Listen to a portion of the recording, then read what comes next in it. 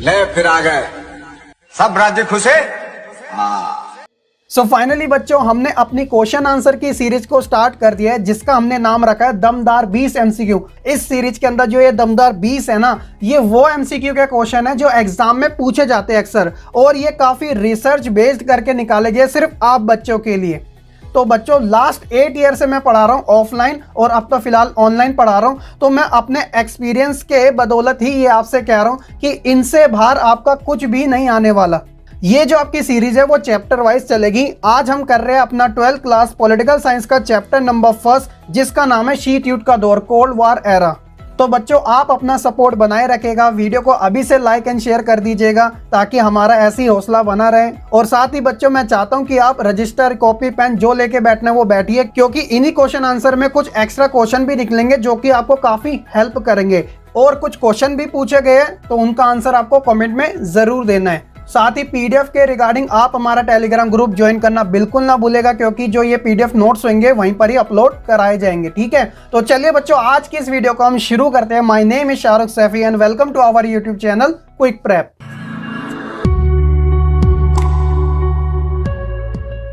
तो बच्चों सबसे पहला ही क्वेश्चन है फुल फॉर्म से रिलेटेड। तो क्वेश्चन को पढ़ने से पहले ही आपको मैं एक गुड न्यूज बता देता हूं। जब ये चैप्टर से रिलेटेड एमसीक्यू की सीरीज कंप्लीट हो जाएगी हमारी दोनों बुक की, उसके बाद मैं आप ही के लिए जितने भी आपके जो सन पूछे जाते कि कौन सा कब हुआ था, कौन से सन में हुआ था, और जितनी भी आपके चैप्टर के अंदर फुल फॉर्म दे रखी है उसकी सीरीज भी अलग से लाऊंगा, जो कि 1 या 2 वीडियो में आपको कंप्लीट मिल जाएगी। तो बस आप सपोर्ट बनाए रखिएगा, लाइक कमेंट शेयर करना बिल्कुल ना भूलेगा, क्योंकि आप ही मेरी ऑडियंस हो। अगर आपसे नहीं बोलूंगा तो मैं किससे बोलूंगा? तो प्लीज बच्चों आप अपना सपोर्ट बिल्कुल दिखाना। ठीक है, तो देखिए पहला क्वेश्चन क्या बात कर रहे हैं, यूएनसीटीएडी का पूरा नाम बताइए, क्योंकि अक्सर एग्जाम में फुल फॉर्म तो पूछी ही जाती है, इस बात में कोई दोहराई नहीं है। तो ऑप्शन देखते हैं वो क्या क्या है। पहला जो है वो है United Nation conference on trade and development. Option B है United Nations complex on trade and development. Option C है United Nations conference on trade and development. और ऑप्शन जो डी है वो है United Nations conference on trade and department. तो बच्चों अगर आपने, मैंने क्योंकि सिर्फ पॉलिटिकल साइंस का पहला ही चैप्टर बताया था तो उसके अंदर इसका जिक्र तो आया था, अगर आपने वो चैप्टर देखा होगा तो 101% आपको इसका करेक्ट आंसर पता होगा। तो बच्चों इसका जो करेक्ट आंसर है वो है आपका option number C, United Nations conference on trade and Development. तो बच्चों इसका जो संबंध है वह नव अंतरराष्ट्रीय आर्थिक व्यवस्था की स्थापना से जुड़ा हुआ है। क्या था कि 1972 में यूएनओ के व्यापार और विकास से संबंधित एक सम्मेलन हुआ था जिसका नाम था यूएनसीटीएडी। तो इसका जो टाइटल रखा गया था वो था towards a new trade policy for development. तो बच्चों इस रिपोर्ट के अंदर वैश्विक व्यापार प्रणाली में सुधार का प्रस्ताव रखा गया था, जिसके अंदर खासकर वो देश जो अल्प विकसित थे, यानी कि नए नए आजाद हुए थे, उनके ऊपर खासा ध्यान दिया गया था। ठीक है, क्वेश्चन नंबर 2 देखिए क्या बात कह रहा है कि गुट निरपेक्ष आंदोलन में शामिल यूगोस्लाविया के नेता का जो नाम था वो क्या था। अगर आपको गुट निरपेक्ष आंदोलन के बारे में हर एक जानकारी है तो ये आपके लिए तुच्छ सा क्वेश्चन है। देखिए ऑप्शन क्या बात कह रहे हैं। ऑप्शन ए है वाने एनकुरमा, ऑप्शन बी है कर्नल नासिर या फिर गमाल अब्दुल नासिर, इनका पूरा नाम है। ऑप्शन सी है जोसेफ ब्रोस टिटो, और लास्ट जो ऑप्शन है वो है डॉक्टर सुकर्नो। तो इसका जो करेक्ट आंसर है वो है बच्चों option number C, Joseph Broz Tito Yugoslavia के नेता थे। क्वेश्चन नंबर 3 है कि इनमें से कौन सा देश मित्र राष्ट्र से संबंधित नहीं था। तो आप जानते हैं कि दूसरे विश्व युद्ध के बाद जो पूरी दुनिया थी वह 2 गुटों में बढ़ गई थी, एक था मित्र और दूसरा था धुर्रे। तो यहाँ पर बात हो रही है मित्र राष्ट्र से संबंधित नहीं था, ध्यान रखना। तो ऑप्शन देखिए फ्रांस, ब्रिटेन, इटली, और ऑप्शन डी है अमेरिका। तो बच्चों इसका जो करेक्ट आंसर है वो है इटली। इटली जो था वह मित्र राष्ट्र से संबंधित नहीं था, वह धुर्री राष्ट्र से संबंधित था। ठीक है, क्वेश्चन नंबर 4 देखिए यूएनओ की स्थापना कब हुई थी। 24 अक्टूबर 1945 को, 18 जनवरी 1945 को, 29 अक्टूबर 1945 को, या फिर 10 दिसंबर 1945 को। तो ऑप्शन जो है एग्जामिनर कुछ ऐसे ही रखता है कि ईयर जो है वो आपको सेम दे देगा और डेट में डिफरेंट दे देगा ताकि बच्चे कंफ्यूज हो सके, लेकिन जिसे अच्छी जानकारी है वो तो अपना आंसर सही करेगा। तो इसका जो करेक्ट आंसर है वो है 24 अक्टूबर 1945 को यूएनओ की स्थापना की गई थी। यूएनओ की फुल फॉर्म है यूनाइटेड नेशन ऑर्गेनाइजेशन। अब क्वेश्चन आपके लिए ये बनता है कि भारत यूएनओ का सदस्य कब बना था, तो आप कमेंट करना बिल्कुल ना भूलेगा, ठीक है। तो बच्चों क्वेश्चन नंबर 5 है कि अमेरिका के द्वारा जापान के 2 शहर हिरोशिमा और नागासाकी पर बम गिराए गए थे, तो वो कब गिराए गए थे? तो ऑप्शन क्या कह रहे हैं, 1948, 1946, 1945 या फिर ऑप्शन नंबर डी 1947। अगर आपको पता है तो बहुत अच्छी बात है। तो इसका जो बच्चों करेक्ट आंसर है वो है सी ऑप्शन, 1945 को अमेरिका ने जापान के 2 शहर हिरोशिमा और नागासाकी पर बम गिराए थे। यहाँ पर मैं आपको प्रॉपर डेट भी बता देता हूँ और उन बम का नाम भी बता देता हूँ कि वो कौन कौन से थे। तो हिरोशिमा पर 6 अगस्त 1945 को लिटिल बॉय नामक बम गिराया गया था और वहीं 2 दिन के बाद यानी कि 9 अगस्त 1945 को फैटमैन नामक बम गिराया गया था नागासाकी शहर पर। तो आपको इन बम के नाम और प्रॉपर डेट भी अच्छे से याद रखना जरूरी है, कुछ भी आपसे एग्जामिनर पूछ सकता है इससे रिलेटेड ही। तो बच्चों इसलिए कहता हूं कि आप कॉपी पेन रजिस्टर जो लेके बैठना है बैठो, लेकिन एक्स्ट्रा क्वेश्चन आपके क्वेश्चन में से ही बनते हैं। अब हम बात करते हैं अपने क्वेश्चन नंबर 6 के बारे में। तो नाटो की स्थापना कब हुई थी? तो ये बड़ा मजेदार क्वेश्चन है, इससे भी आपके बहुत सारे क्वेश्चन निकलते हैं, लेकिन मैंने एमसीक्यू में इससे रिलेटेड क्वेश्चन और भी डाले आगे, वो आपको पता चल जाएंगे। तो सबसे पहले इसके बारे में बात करते हैं कि नाटो की स्थापना कब हुई थी। तो ऑप्शन देखिए 1945 में, 1956 में, 1965 में या फिर 1949 में। तो बच्चों इसका जो करेक्ट आंसर है वो है ऑप्शन नंबर डी, 1949 में नाटो की स्थापना हुई थी। और नाटो का जो पूरा नाम है वो है नॉर्थ अटलांटिक ट्रीटी ऑर्गेनाइजेशन। ये जो था वह अमेरिका के द्वारा इस संगठन को शुरुआत की गई थी, जो कि सोवियत संघ के खिलाफ था। और इसके जो सदस्य देश थे उस समय वो कितने थे, वो अभी आपको आने वाले समय में क्वेश्चन पता चल जाएगा, ठीक है। क्वेश्चन नंबर 7 है कि क्यूबा टापू जैसे देश की राजधानी है। तो बच्चों ऐसी क्वेश्चन आपको इजी भी लगते हैं और ऊपर से कंफ्यूज भी करते हैं, क्योंकि आप इन्हें हल्के में कुछ ज्यादा ही ले लेते हो। तो देखिए इसका आंसर क्या होगा, ऑप्शन देखते हैं पहले। तो ऑप्शन ए है वॉशिंगटन डीसी, ऑप्शन बी है न्यूयॉर्क, सी है हवाना और डी है बेल्जियम। तो बच्चों इसका जो करेक्ट आंसर है हवाना जो है वह क्यूबा टापू जैसे देश की राजधानी है। क्यूबा कहाँ पर है? वह अमेरिका के पास में स्थित एक टापू है और इसका जो इतिहास रहा है शीत युद्ध के दौरान वो काफी प्रचलित रहा है। इससे रिलेटेड आपको क्वेश्चन आगे भी मिलेंगे, ठीक है। क्वेश्चन नंबर 8 क्या कहता है, गुट निरपेक्ष आंदोलन का पहला शिखर सम्मेलन हुआ था, कब हुआ था? ऑप्शन ए कहता है 1961 में हवाना शहर में, बी कहता है 1961 बेलग्रेड में, 1961 बाडुंग शहर में या फिर ऑप्शन नंबर डी है 1961 यूक्रेन में। तो इसका जो करेक्ट आंसर है वो है बच्चों 1961 में यूगोस्लाविया की राजधानी बेलग्रेड में गुट निरपेक्ष आंदोलन का पहला शिखर सम्मेलन हुआ था, लेकिन 1955 में ही इसकी नींव डाल दी गई थी। तो ये आपको याद रखना जरूरी है। और खासकर यूगोस्लाविया का अगर आप गूगल पे नाम चेक करोगे तो आज के समय से सर्बिया नाम से जाना जाता है। तो बच्चों इतनी सारी मैंने आपको इन्फॉर्मेशन दे दिया, आप ये सभी नोट कर लेना। क्वेश्चन नंबर 9 जो है बच्चों वो कथन से रिलेटेड है, क्योंकि एग्जाम में कथन से रिलेटेड बहुत बार क्वेश्चन पूछे जाते हैं, ठीक है। तो देखिए क्या बात कह रहा है, शीत युद्ध के बारे में निम्नलिखित में से कौन सा कथन जो है वह गलत है? ध्यान दीजिएगा, गलत के बारे में बात कर रहे हैं। तो इससे ये पता चलता है ऑप्शन जो 3 होंगे ना वो ऑलरेडी राइट होंगे, बस एक गलत को पहचानना है आपको। तो देखिए एक ऑप्शन क्या बात कह रहे हैं। ए ऑप्शन कहता है कि यह संयुक्त राज्य अमेरिका यानी यूएसए और सोवियत संघ यानी कि यूएसएसआर और उनके साथी देशों के बीच एक प्रतिस्पर्धा थी। ऑप्शन बी कहता है कि यह महाशक्तियों के बीच विचारधारा को लेकर एक युद्ध था। चलो ये भी ठीक है। ऑप्शन सी कहता है कि शीत युद्ध ने हथियारों की होड़ को शुरू किया था। चलो ये बात भी ठीक है। ऑप्शन डी कहता है कि अमेरिका और सोवियत संघ सीधे युद्ध में शामिल थे। तो ये वाला ऑप्शन जो डी है वो थोड़ा अटपटा सा लग रहा है। तो ऊपर के जो तीनों है ना बच्चे वो तो करेक्ट है, लेकिन स्टेटमेंट से रिलेटेड जो गलत लग रहा है वो है ऑप्शन नंबर डी, अमेरिका और सोवियत संघ शीत युद्ध में सीधे तौर पे युद्ध में शामिल थे। ये बिल्कुल गलत है। अगर सीधे तौर पे वह युद्ध में शामिल होते ना तो शीत युद्ध जो है वो 3rd वर्ल्ड वॉर में बदल जाता। तो ये जो थी विचारधारा को लेकर लड़ाई थी, जिसके अंदर अमेरिका और सोवियत संघ 2 महाशक्तियां बटी हुई थी, जो कि एक अलग तरीके से ही अपना वर्चस्व जमा रही थी। किस किस के माध्यम से? अखबारों, समाचार पत्रों, मैगजीन, मतलब डायरेक्टली नहीं आ रही थी, इनडायरेक्टली अपना प्रचार कर रही थी कि मैं बड़ा मैं बड़ा। ठीक है, तो ऑप्शन जो डी है वो आपका करेक्ट आंसर है, लेकिन कथन इसका गलत है। ठीक है, ये याद रखिएगा। अब बात करते हैं क्वेश्चन नंबर 10 की। तो अमेरिका किस विचारधारा से संबंधित था? तो ये तो एक तरीके से लड्डू क्वेश्चन है, कई बार बच्चे कुछ ज्यादा ही एक्साइटमेंट में गलत कर देते हैं, तो आप ऐसा मत करना, इसलिए आपको ये एमसीक्यू करवाए जाते हैं। तो ऑप्शन देखिए, साम्यवादी विचारधारा से, पूंजीवादी विचारधारा से, समाजवादी विचारधारा से, और ऑप्शन डी है मार्क्सवादी विचारधारा से। तो ऑप्शन बी जो है वो पूंजीवादी विचारधारा से संबंधित था अमेरिका। कमेंट में बता देना कि सोवियत संघ किस विचारधारा से संबंधित था।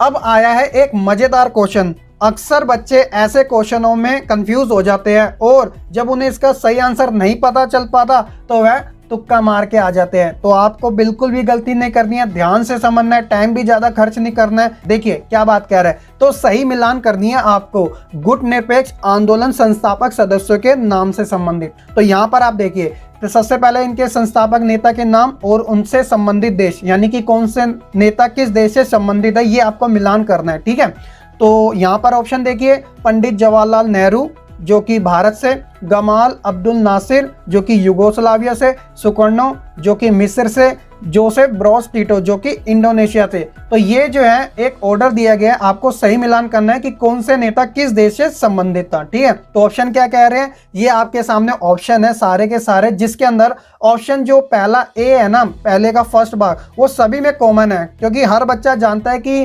पंडित जवाहरलाल नेहरू भारत से ही संबंधित थे, लेकिन कंफ्यूजन होती है उन्हें बी सी डी में कि गमाल अब्दुल नासिर कौन से देश से संबंधित था, सुकर्णो किससे था, या फिर टीटो किससे था। तो बच्चों मैं यहाँ पर आपके लिए डायरेक्ट आंसर बता देता हूँ, इसका जो करेक्ट आंसर है वो है आपका ऑप्शन नंबर बी। तो ये बच्चों आप अपनी स्क्रीन पर देख सकते हो, गुट निरपेक्ष आंदोलन संस्थापक सदस्यों के नाम और उनसे संबंधित उनके देशों के बारे में।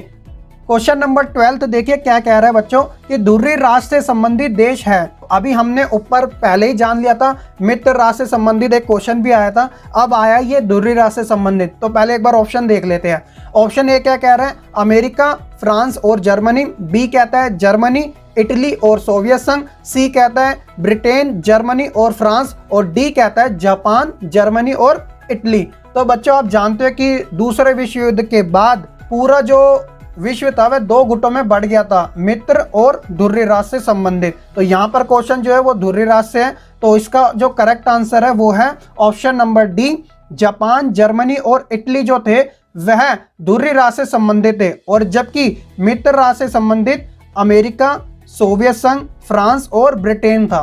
क्वेश्चन नंबर 13 देखिए क्या कह रहा है, शीत युद्ध का चरम बिंदु कहा जाता है। तो इसका मतलब है बच्चों कि ऐसा कौन सा टाइम था कि जब पूरी दुनिया को ये लगने लगा था अब तो युद्ध होने ही वाला है। कहने का मतलब ये शीत युद्ध जो है वह तीसरे विश्व युद्ध में बदलने वाला है। तो इसका पीक पॉइंट वो किसे कहा जाता है, ऑप्शन देखिए। ऑप्शन ए कहता है वार्सा पैक्ट को, बी कहता है क्यूबा मिसाइल संकट को, सी कहता है बर्लिन की दीवार, और डी कहता है जर्मनी की नाकाबंदी। तो बच्चों इसका जो करेक्ट आंसर है वो है क्यूबा मिसाइल संकट, और इसके बारे में एक अलग से मैंने पार्ट बनाया था, मैं आपको ज़्यादा बिल्कुल नहीं बताऊंगा, आपका टाइम वेस्ट बिल्कुल नहीं करूंगा। आई बटन में लिंक है, आप वो वाली वीडियो देख लो, उसके अंदर टोटली ही क्यूबा मिसाइल संकट के बारे में A to Z जानकारी आपको दे रखी है। ठीक है, आई बटन में आपको लिंक मिल जाएगा। तो इसका करेक्ट आंसर है option number B, Cuba missile संकट।